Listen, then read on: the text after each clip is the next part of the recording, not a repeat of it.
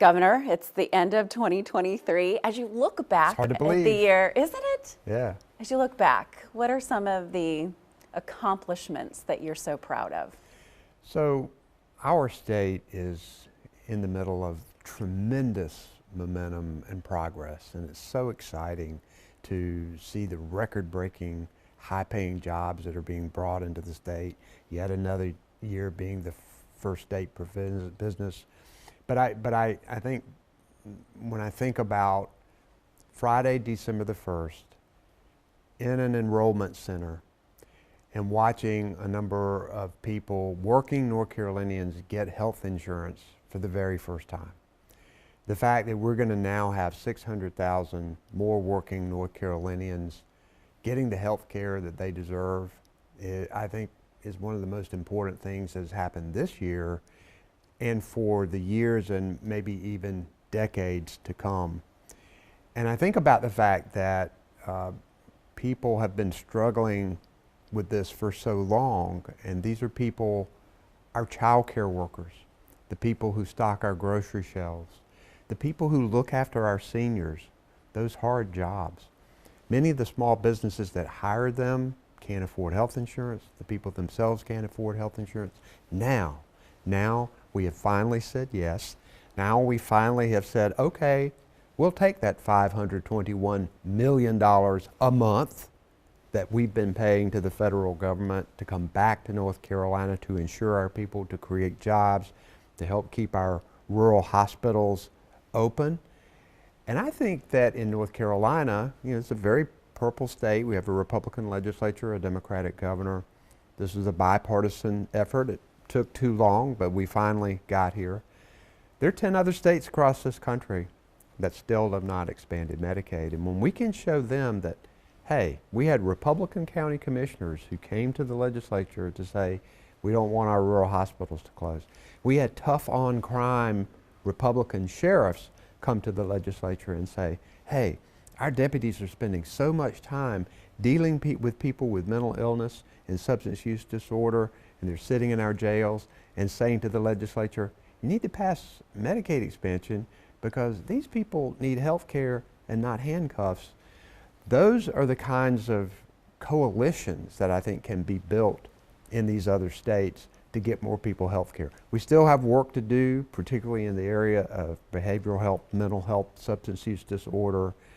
There's a lot of work to do, but I'm excited about that progress for our state and look forward to more in the next year.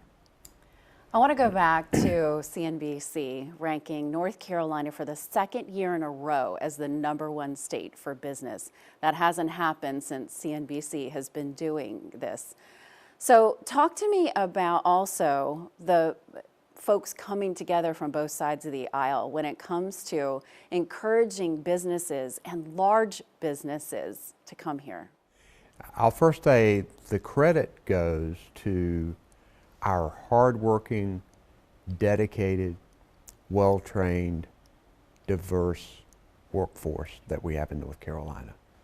The people, the employees, they deserve the credit because this is the main reason why they come.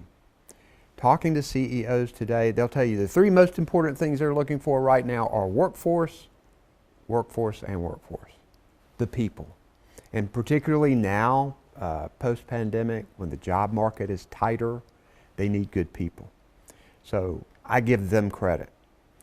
But it is important for us to come together as legislators, as local government leaders, to put the framework in place of how we're going to recruit these jobs. I've set forth the effort. I want to make us the clean energy epicenter, not only of the country, but of the world. And we're working toward that. When we've got EV manufacturers, battery manufacturers, cleaner planes, electric boats, all kinds of businesses are coming to North Carolina, and they're creating better paying jobs for people. It's going to put more money in the pockets of North Carolinians. And I've agreed with the legislature on performance-based incentives to attract these companies. They got to do what they say they're going to do. They have to be able to create the number of jobs at the salaries they say they're going to create. in order to be able to get the tax credits that we're providing for them. But when these businesses come, not only do they create jobs for the people who are going to work there, they create jobs for the small businesses who supply these companies. They also create the potential for supply chain to grow. And we already know with this amazing investment by Toyota in the triad of almost $14 billion, 5,100 jobs, EV batteries, we're now seeing in the rural areas of our state, these supply chain companies, the people who make the components to the batteries, the people who make the casing for the batteries, all of these supply chains that are going to be necessary to make this clean energy economy work in North Carolina. So it's really exciting. I think that's one of the areas where we have found the ability to work together. The legislature has trusted my administration to make the decisions and to recruit these businesses. And we're going for year number 3. You worry about whether actions by our General Assembly lately to get us into the culture wars that we had been avoiding the last 4 years, really threatening women's reproductive freedom, bringing culture wars into our school classrooms. We need to be careful about that. We need to slow down on that, because I think that could potentially endanger our #1 ranking for business, because businesses value diversity. They want all kinds of people. They recognize that when you're more diverse as a business, your profits are higher, your results are better. So we don't want to exclude people, not only because it's the right thing to do to not do these pieces of legislation, but it's a smart thing to do economically. I spoke with Greg Lowe, the CEO of Wolfspeed, right after you made the announcement that were growing in North Carolina. So not only do you have the companies moving into North Carolina, you have all of these companies growing. And just recently, I drove by that new mega plant that they have in Chatham County. What does it do for you as a person, as a governor, as you see these announcements turn into these huge projects? Because it's one thing to see it on paper and to have the big news conferences where you announce, but then you see it actually in action. These semiconductors are our future. It's going to drive the clean energy economy, but the key has been we want them made in America, and more importantly, we want them made in North Carolina. The Biden-Harris administration has put forth the Inflation Reduction Act and the CHIPS and Science Act to encourage this onshoring, making sure these are American jobs and making sure that we don't have to rely on foreign companies for this production of the industry that pushes the clean energy changeover. So Wolfspeed I'm particularly proud of because it's born in North Carolina. They came out of NC State with Cree, and now they are Wolfspeed, and now they're going to be making the semiconductors and supplying the electric vehicles and all of the other uses that are so important for semiconductors. So we're really proud of Greg and his team. In fact, President Biden came to North Carolina to celebrate this particular expansion right here, because we know these jobs are going to be great, and we know that it is needed for American security to make sure that these jobs are right here in America, and as I say, here in North Carolina, even more important. So as you look ahead to 2024, what are the challenges you see? What are the expectations you have? Yeah. Biggest challenge is our public school students and making sure that they have what they need. We have the best community college system in the country. We have the greatest array of public and private universities in the country, although I'm worried about some of the actions of our university system and wanting to change the governance there. But I'm very concerned about our K through 12 schools, and that the legislature is not providing the investments that we need to make sure that we have great schools. What specifically do you mean there? Well, first, I've worked with Republican legislators, and most of us agree on two things: that you have great schools with a great teacher in every classroom and a great principal in every school. So our whole effort ought to be geared on making sure that we attract and retain good people to do those things. So the first thing you got to do is pay them. We had unprecedented tax revenue this time that justified an 18% raise for our teachers. The General Assembly did 7, and for our veteran teachers, they didn't get any. That's an overall figure. They didn't even get anywhere close to this. That's not going to be the kind of thing to keep great teachers in the system, and we need to pay them more. We also need to lift the level of respect and training, and we also don't need to take billions of dollars that could be going to our public school students and putting it in this unaccountable private school voucher program on steroids. These private schools, I don't have a problem with them. What I do have a problem with is using taxpayer money to fund the private schools at the expense of public schools, and that's what this new private school voucher scheme does. I'll give you an example. Now a family making $250,000 who already has 2 students in a private academy will now be able to pick up government checks for $3,200 for each of those students. That's not necessary. They're going to be doing it anyway. We need to find better ways to make the right investments in our schools. But you're also hearing from parents that they want choice. They want school choice. And look, I don't have a problem with that. But and we're working to make greater choices within the school systems with magnet schools and places that you can go within the public schools. But what happens is you do these private school vouchers, you supplement people who are already going to private schools, and what happens is tuition goes up, and the other people who are left, $3,200 is not enough to get you into a really good private school.